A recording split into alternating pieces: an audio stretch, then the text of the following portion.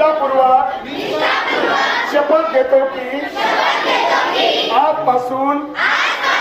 देवगड विद्यालयाचा विद्यार्थी या नात्याने पर्यावरण रक्षणाचा राजदूत म्हणून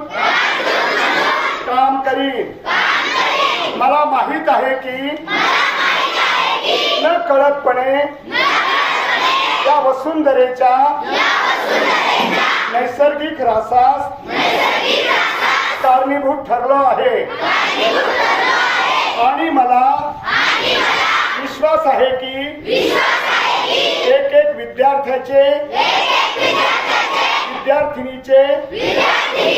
मुख्याध्यापक मॅडमचे सहकारी शिक्षकांचे